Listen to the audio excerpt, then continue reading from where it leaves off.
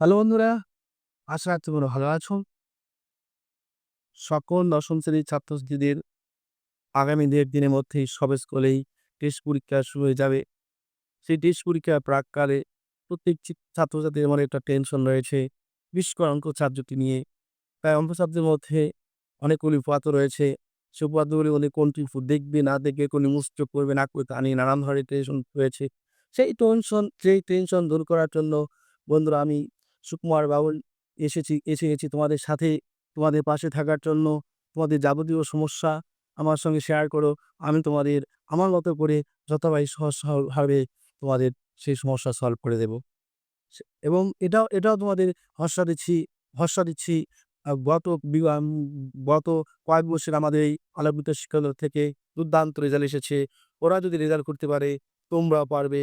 ওরা পাস করেছে, তোমরাও পারবে। তাই ফেল নয়, ফেলকে দূরে রেখে তোমরা খুব ভালোভাবে পাস পাস করবে। কমপক্ষে অঙ্ক সাবজেক্টে এই বিশ্বাস তোমাদের দিয়ে আজকে আমি তোমাদের এই টেস্ট পরীক্ষার জন্য যে সবথেকে বেশি যে কমন উপাদ্য রয়েছে, সেই উপাদ্যটি নিয়ে আলোকপাত করব। বন্ধুরা, একটা কথা তোমাদের বলে রাখি, উপাদ্য মুখস্থ নয়। মুখস্থ করার দিন চলে গেছে। আমরা এসে গেছি, আমি এসে গেছি, আর মুখস্থ নয়। তোমরা কেউ মুখস্থ করবে না। তোমরা শুধু দেখে যাও কিভাবে, কতটা সহজভাবে আমরা উপাদ্য লিখতে পারি, আমরা উপাদ্য নাম্বার পেতে পারি। চলো বন্ধুরা, কথা না বাড়িয়ে মূল ক্লাসে শুরু করি।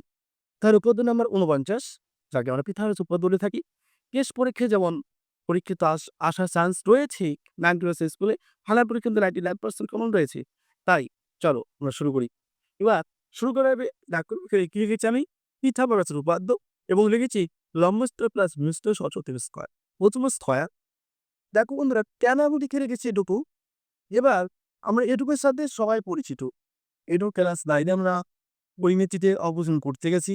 তখন আমাদের ব্যবহার করা হয়েছে, বীজগণিতে ব্যবহার করা হয়েছে, পাটিগণিতে ব্যবহার করা হয়েছে।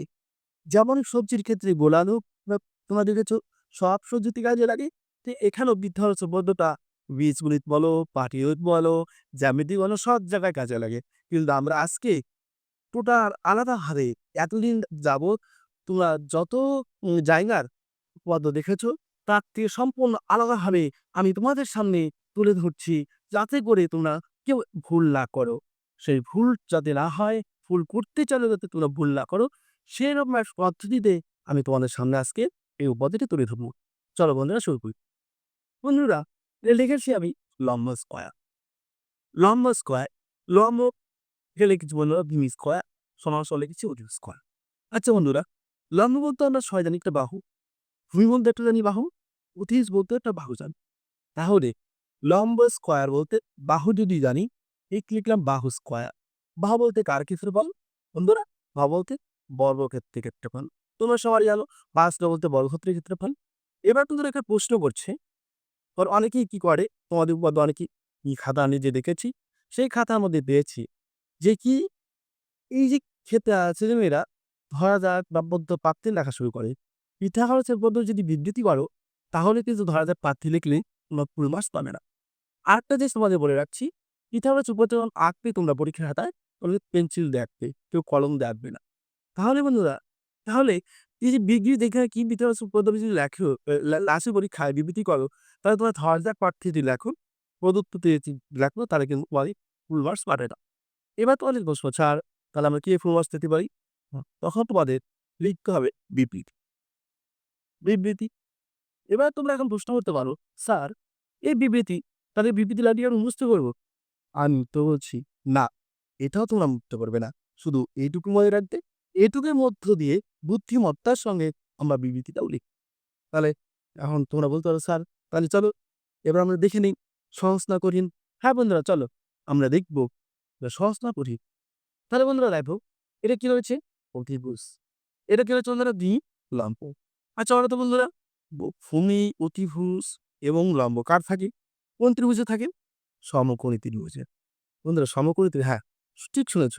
সমকোণী ত্রিভুজের লম্ব ভূমি ত্রিভুজ থাকে। তাহলে বন্ধুরা, এখানে কোন ত্রিভুজ দেওয়া আছে? দেওয়া নেই। তাই যখন দেওয়া নেই, তার মানে লিখব যে কোনো। লিখব বন্ধুরা যে কোনো। কি ত্রিভুজ বন্ধুরা? সমকোণী ত্রিভুজ। লিখো সমকোণী ত্রিভুজ। সমকোণী ত্রিভুজের সমকোণী ত্রিভুজে এবার বন্ধুরা সমকোণী ত্রিভুজের কার উপর এখানে দেওয়া আছে বন্ধুরা? এক অতিভুজ লিখবো। অতিভুজের কি লিখবো? দেখো যে কোনো সমকোণী ত্রিভুজের অতিভুজের কি করবো? উপর উপর বন্ধুরা যে অতিভুজ স্কয়ার দেওয়া আছে, অতিভুজ স্কয়ার মানে কি?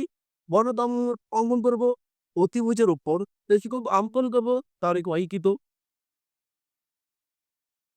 অঙ্কিত কি অঙ্কন করবো? অতিভুজ স্কয়ার কি? বাহু স্কয়ার। বা স্কয়ার কি? বর্গক্ষেত্র। অঙ্কিত বর্গক্ষেত্রের বর্গক্ষেত্রের ক্ষেত্রফল বন্ধুরা কি হবে বর্গক্ষেত্রের ক্ষেত্রফল? এবার দেখো কয়টি বাহু? একটি বাহু একটি বাহু কয়টা? দুটি বাহু। এই দুটো বাহু ছাড়া কেটেছি অপর দুই বাহু।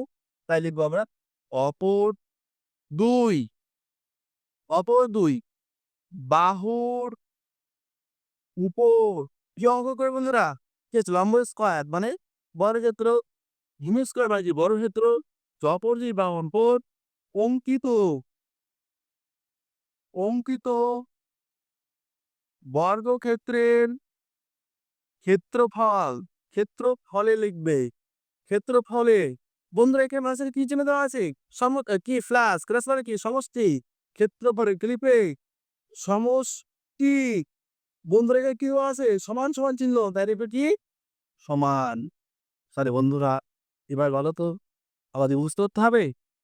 বুঝতে করতে হবে না। এইখান থেকে কি লিখলাম? এই লম্ব ভূমিরূপ কার পাই? সমকোণী ত্রিভুজের।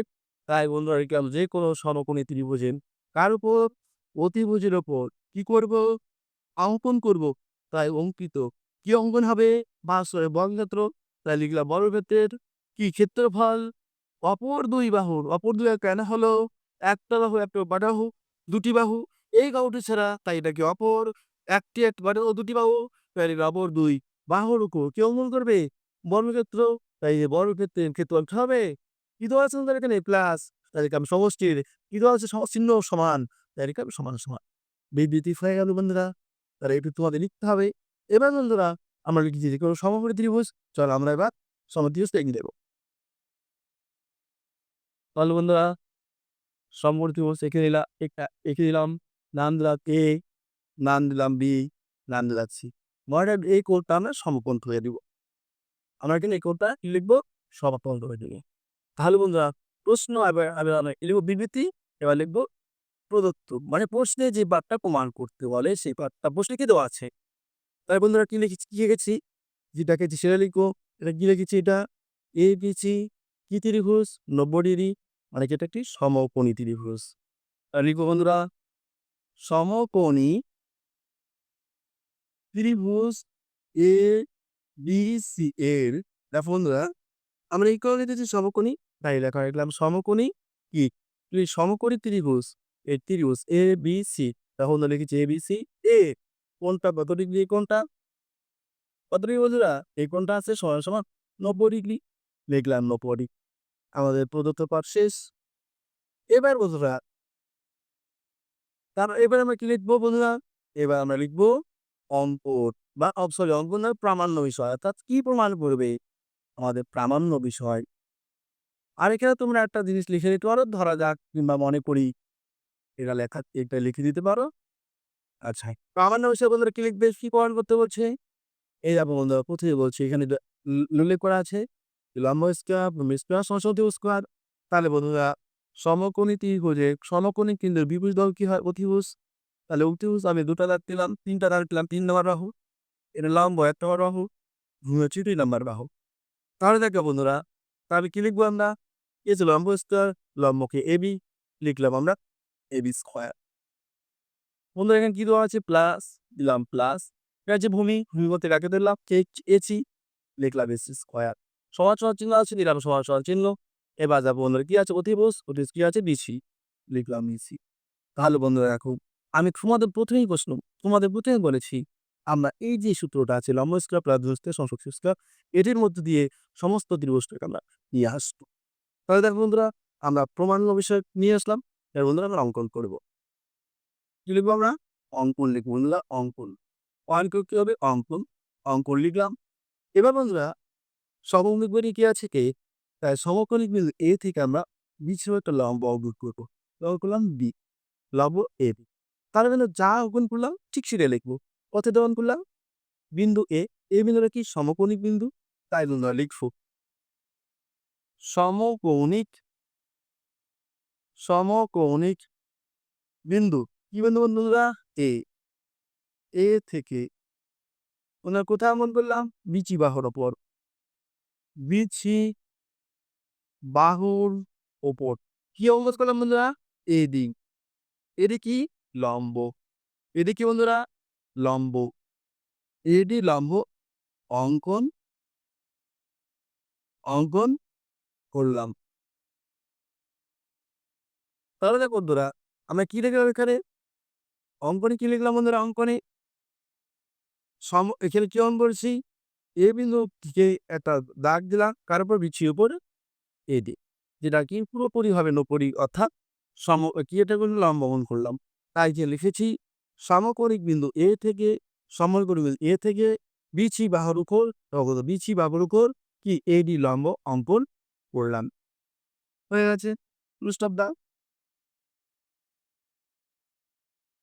লম্ব অঙ্কন করলাম। এবার এখানে অ্যাড পেলে অন্যভাবে কেউ যদি রাখে তাও পাবে। সমরেচি থেকে বিচি বাহুর উপর লম্ব অন্তর হলো যা বিচিকে ডিবি দিতে ছেদ করে। এবার লেখা যায়। কিন্তু আমরা সরাসরি করে দিলাম। সমকোণিক বিন্দু এ থেকে বিচি বাহুর উপর এরই লম্ব অঙ্কন করলাম। তাহলে বন্ধুরা লিখতে হবে আশা রাখছি। এবার বন্ধুরা কি হয়েছে? বিবৃতি চলে গেল, প্রদত্ত করে গেল, প্রামাণ্য বিষয় গেল, অঙ্কন গেল। এবার কি আসবে? প্রমাণ। এবার বন্ধুরা খুব ভালোভাবে দেখুন, এটা আরো সোজা, এটা আরো সোজা। তো তোর স্যার কি বলছে? হ্যাঁ, সত্যি বলছে, আরো সোজা। কিভাবে সোজা? ৪৮তম পদে বন্ধুরা তোমরা শিখেছ সমকোণিক বিন্দু থেকে অতিভুজের উপরে যদি কোনো লম্ব টানা হয়, তাহলে সেখানে যে দুটি ত্রিভুজ বলা হয় সেই দুটি ত্রিভুজ কি হয়? মূল ত্রিভুজের সঙ্গে সদৃশ। মূল ত্রিভুজের সঙ্গে সদৃশ। তাহলে বন্ধুরা মূল ত্রিভুজ কি রয়েছে? মূল ত্রিভুজ রয়েছে এডিসি, এ বি সি। তার মধ্যে প্রথম যে ত্রিভুজটা আছে এখানে কি দিয়ে আছে? A B D. লিখলাম এ বি ডি। এরা কি? পরস্পর সদৃশ। এরা কি? পরস্পর সদৃশ। বন্ধুরা লিখলাম পরস্পর সদৃশ প্রমাণে দিয়ে লিখলাম। এবার তো বন্ধুরা এখানে আমি অনেক রিসার্চ করে অনেক কিছু ভাবনা চিন্তা করে নতুনভাবে নতুন পদ্ধতিতে এই পদ্ধতি করার চেষ্টা করছি এবং সেটাকে দেখেছি সেটা করার মধ্য দিয়ে দেখেছি সত্যি সেটা মেলানো যায়। মেলানো যায় বলতে কি বন্ধুরা? যখন তোমরা ছোট বাহু এবং ছোট ত্রিভুজ এবং মূল ত্রিভুজ নেবে, তোমার দুটা ত্রিভুজেরই ছোট বাহুগুলি উপরে দেবে, বাই দিয়ে বড় বাহু লিখতে। আবার যখন তোমরা মেঝো ত্রিভুজটা পরের ত্রিভুজটা নেবে, সেই ত্রিভুজটার যখন কি এই ত্রিভুজটা থেকে এটা কি বড়, তার মানে তখন কি করবে? মূল ত্রিভুজটা সবার থেকে বড় ধরবে, এই ত্রিভুজটা ছোট, এটা কি হবে? মেঝো। মূল ত্রিভুজটা বড় ত্রিভুজ, এটা ছোট ত্রিভুজ, এটা মেঝো ত্রিভুজ। যখন মেঝো ত্রিভুজ ধরবে তখন লিখবে মেঝো বাই বড় বাহু। আর যখন ছোট ত্রিভুজ ধরবে তখন লিখবে ছোট বাই বড়। এবার ২ টা ক্ষেত্রে তাই একই ব্যবস্থা পড়বে। বন্ধুরা এখানে কি নিয়েছি? ত্রিভুজ এলিছি। এটার সাথে কোন ত্রিভুজ নিয়েছি? ছোট ত্রিভুজ। বন্ধুরা দেখো, এটা ছোট ত্রিভুজ, এটা হচ্ছে মেঝো ত্রিভুজ। এটা কি? মেঝো ত্রিভুজ। আর মূল ত্রিভুজটা আমি একটু আলাদাভাবে এঁকে নিচ্ছি। এটা হচ্ছে কি? এটার নাম দিলাম এ, এটার নাম দিলাম বি, নাম দিলাম সি। এটা হচ্ছে বড় ত্রিভুজ। তাহলে বন্ধুরা বড় ত্রিভুজ বলতে কি? মূল ত্রিভুজ। বড় ত্রিভুজ বলতে হচ্ছে কি? বড় ত্রিভুজ মধ্যে আছে মূল ত্রিভুজ। তাহলে এখানে এ বি সিটা কিন্তু মূল ত্রিভুজ। তাহলে আমাদের লিখতে হবে, অর্থাৎ আমি বলছি একটু তোমাদের সুবিধার্থে যেন আরেকবার এখানে এঁকে নিচ্ছি। কি হচ্ছে? এটা হচ্ছে মূল ত্রিভুজ এ বি সি। আচ্ছা বন্ধুরা দেখো তো এখানে ছোট বাহু কোনটা? এটা ছোট, এটা মেঝো, এটা কি হলো? বড়। আচ্ছা বন্ধুরা এবার দেখো আমরা কি লিখেছি? বড় ত্রিভুজটা আগে লিখেছি। তাই বড় ত্রিভুজের সাথে কোন ত্রিভুজটা লিখেছি? ছোট ত্রিভুজটা লিখেছি। এই দেখো ছোট ত্রিভুজ এ বি এখানে ছোট লিখেছি। তাহলে ছোট ত্রিভুজ নিয়ে চলে ছোট বাহু ধরতে হবে। ছোট বাহু কোনটা বন্ধুরা? এডি লিখলাম এবি বাই বড় বাহু কোনটা? মিছি লিখলাম মিছি। সহজ সরল বন্ধুরা এবার দেখো কি লিখবে? ছোট ত্রিভুজের ছোট বাহু কোনটা? এটা ছোট বাহু, এটা হচ্ছে ই মেজো বাহু, এটা হচ্ছে বড় বাহু। তার ছোট ত্রিভুজের ছোট বাহু কারো কি আছে বিডি, লিখলাম বিডি। একটা দাগ ছোট বাহু, দুটো দাগ মেজো বাহু, তিনটা দাগ বড় বাহু। তো বড় বাহু কি আছে বন্ধুরা এডি লিখলাম এ। এবার বন্ধুরা বা দিলাম এডি বি গুণ বারো কি হবে এবি স্কয়ার সমান সমান বিসি আর বিডি গুণ বন্ধ হয় বিসি গুণক বিডি। তাহলে বন্ধুরা দেখে বাদুদ সোজা তার এটা আমাদের প্রমাণ করতে হবে প্রথম উপর তাই আমরা কি লিখব ১ নং। এর মধ্যে ১ নং। এবার বন্ধুরা এবার প্রথম ত্রিভুজটা আমাদের শেষ, ছোট ত্রিভুজ শেষ। এবার কি হলো মূল ত্রিভুজ। এবার মূল ত্রিভুজটা আসবে আর কি মেজর ত্রিভুজ আসবে। তাহলে আমরা লিখবো আবার লিখে কমা দেব। কি লিখবো মূল ত্রিভুজ কি হচ্ছে বন্ধুরা এ বি সি। এবার পাশে হলো ও, তাহলে কি আছে বন্ধুরা মেজর ত্রিভুজ কি আছে এ বি সি লিখলাম এ বি সি। এরা কি পরস্পর সদিশ, পরস্পর কি লিখবো বন্ধুরা সদিশ। এবার কি ধরেছি বড় ত্রিভুজ এবং মেজর ত্রিভুজ, তাই যখন মেজর ধরবো তখন মেজো বাহু, যখন শূন্য ত্রিভুজ ধরবো তখন ছোট বাহু। এখানে মেজর ত্রিভুজ তাই মেজো বাহু বৃত্ত হবে প্রতি হচ্ছে বড় ত্রিভুজে। তাহলে বন্ধুরা এখানে আমরা দেখো কি লিখছি এটা মেজো, আর বড় ত্রিভুজে কি মেজো বাহু কি আছে এসি লিখলাম আবার এসি। বড় বাহু কি আছে বিছি, বন্ধুরা লিখলাম বিছি সমান সমান মেজর ত্রিভুজ। বন্ধুরা মেজর ত্রিভুজ কোনটা এটা, মেজর ত্রিভুজে মেজো বাহু কোনটা এই বাহুটা। মেজর ত্রিভুজ কোনটা মেজর যে ত্রিভুজ আছে বন্ধুরা মেজর ত্রিভুজের মেজো বাহু কোনটা হবে, মেজো বাহুটা হচ্ছে এটা লম্ব, এটা হচ্ছে এটা হচ্ছে ভূমি, এটা হচ্ছে অতিভুজ। আর এটা হচ্ছে ৯০ ডিগ্রি। এটা যদি ৯০ ডিগ্রি হয় এই বাহুটা কি হবে অতিভুজ। তাহলে সমল ত্রিভুজ অতিভুজ সবসময় বড় হয়। তাই বন্ধুরা মেজো মেজো ত্রিভুজটার মধ্যে এটা হবে বড় বাহু, এটা হবে ছোট বাহু, এটা হচ্ছে মেজো বাহু। বন্ধুরা আবার বলছি যে মেজর ত্রিভুজ যে আছে মেজর ত্রিভুজে ডি বিন্দুতে ৯০ ডিগ্রি উৎপন্ন হচ্ছে। এবার যেখানে ৯০ ডিগ্রি উৎপন্ন হবে তার বিপরীত বাহু হবে কি অতিভুজ। সমময় ত্রিভুজে অতিভুজ সবসময় বড় হয়, তাই এর সি হবে কি অতিভুজ, এটা সবচেয়ে বড় বাহু। এডিটা লম্ব, এটা ছোট বাহু, আর বিসি এটা কি ভূমি। তাহলে তাহলে এখানে বড় বাহু হবে, এটা হবে বড় বাহু, আর এটা হবে কি মেজো বাহু। তাহলে বন্ধুরা আমরা কি ধরছি বড় ত্রিভুজের মেছো বাই কি বড় বাহু লিখেছি। এবার মেজো ত্রিভুজের কি লিখব বন্ধুরা মেজো ত্রিভুজের মেজো বাহু বাই বড় বাহু। মেজো ত্রিভুজে কি আছে মেজো ত্রিভুজের মেজো বাহু কি আছে ডিসি, তাই বন্ধুরা লিখলাম ডিসি। এবার তারপর বড় বাহু কি আছে এসি লিখলাম বন্ধুরা এসি। এবার বন্ধুরা দেখো এসি এসি গুণ করলে কি হয় এসি স্কয়ার সনের বিসি টিসি গুণ করলে কি হয় বিসি গুণন ডিসি। এটা বানান হবে ২ নং। কয় নং হবে এটা ২ নং। তাহলে বন্ধুরা আমরা ১ নং এবং ২ নং পেয়ে গেছি। এবার বন্ধুরা আমরা কি করবো ১ নং এবং ২ নং যোগ করে দেব। এবার বন্ধুরা কি লিখবো আমরা কি ১ নং যোগ ২ নং করে পাই। তাহলে বন্ধুরা দেখো ১ নং কোথায় রয়েছে ১ নং কি হচ্ছে সমান সমান বাপাশে এবি স্কয়ার, আমরা লিখলাম এবি স্কয়ার। এবার দেখো বন্ধুরা ২ নং কি আছে সমান বাপাশে এসি স্কয়ার, লিখলাম প্লাস দিয়ে এসি স্কয়ার সমান সমান দিয়ে বাকিটা কি রয়েছে বন্ধুরা কি হচ্ছে বিসি ইন্টু বিডি, লিখলাম বিসি ইন্টু বিডি। তারপর কি আছে কি এসেছো তাই চোখ চিহ্ন দিব। এখানে কি আছে বন্ধুরা বিসি ইন্টু ডিসি, তার এখানে কি লিখবো বিসি ইন্টু বিসি। তাহলে বন্ধুরা দেখো সরাসরি বা যেটুকু আছে আমাদের এখানে দেখো হয়ে আছে। এবার এইখান থেকে আমাদের আনতে হবে বিসি স্কয়ারটা, দেখি আছে কিনা। এখানে দেখো বন্ধুরা কি আছে বিসি ইন্টু ডিবি, এখানে হচ্ছে বিসি অর্থাৎ দেখতে পাচ্ছি বিসি এখানেও আছে বিসি এখানেও আছে। এই উভয় জায়গায় বিসি থাকার জন্য এবং মাঝের জন্য প্লাস থাকার জন্য বিসিটা আমরা কিনে বন্ধুরা কমন দিব। কমন নিলে কি থাকে বিডি চিহ্ন কি আছে প্লাস কি আছে ডিসি। তাহলে বন্ধুরা কি লিখবে এখানে বিসি ইন্টু এই বিডি। দেখো বন্ধুরা এই যে বিডি এটা হচ্ছে এই বিডি এবং ডিসি যদি আমরা যোগ করি বিডি এবং ডিসি যোগ করলে ডি বিন্দুটা রাস্তা উঠে যাক, কি সরাসরি কি পাচ্ছি আমরা বন্ধুরা ডিসি বিচি পাচ্ছি, এটা কেন বিচি লিখুন বন্ধুরা। তাহলে বিডি আর ডিসি গুণ করলে আমরা কি পাচ্ছি বিচি পাচ্ছি। তাহলে এখানে একটা বিচি আছে আর একটা এটার উপরে কি পাচ্ছি বিচি, তাহলে বিচি বিচি গুণ করতে হয় বি স্কয়ার। তাহলে আমরা লিখতে পারি সুতরাং A B square plus AC square সমান সমান কি বিসি স্কয়ার। তাহলে বন্ধুরা এটা আমাদের প্রমাণ করতে বলছে, তোমাদের প্রমাণ হয়ে গেছে। কেন পাশে লিখব কি? প্রমাণিত। তাহলে বন্ধুরা এবার বলো কতটা কঠিন লেগেছি? তাহলে বন্ধুরা আমি তোমাদের সম্পূর্ণভাবে আলাদাভাবে উপপাদ্যটি বোঝানোর চেষ্টা করেছি। আশা করছি তোমরা বুঝতে পেরেছ। আবার যদি কোথাও সমস্যা থাকে আবার তোমরা কমেন্ট বক্সে জানাবে। আমি অবশ্যই তোমাদের আরো ভালো করে চেষ্টা করব এর থেকে আরো বেটার করে তোমাদের সামনে তুলে ধরার জন্য, যাতে তোমরা পুরোপুরি বুঝতে পারো এবং তোমরা এই শুরু থেকে যে শেষ পর্যন্ত ভিডিওটি দেখলে যদি উপপাদ্যটি তোমরা বুঝতে পারো, যদি মনে হয় যে তোমরা সত্যিই স্যার উপপাদ্যটা আমাদের বোঝাতে পেরেছে, তাই বন্ধুরা তোমাদের কাছে একটা রিকোয়েস্ট থাকবে, তোমরা নিজের যে আরো বন্ধু-বান্ধব রয়েছে যাদের এই উপপাদ্যের প্রতি বিশেষ সমস্যা রয়েছে, তাদের কাছে এই ভিডিওটি শেয়ার করে দিবে এবং তোমরা যেন উপকৃত হবে, তারাও যেন উপকৃত হতে পারে এই আশা রাখছি। এবং বন্ধুরা ভিডিওটি শুরু থেকে শেষ পর্যন্ত দেখার জন্য তোমাদেরকে সবাইকে ধন্যবাদ জানাচ্ছি। Thank you.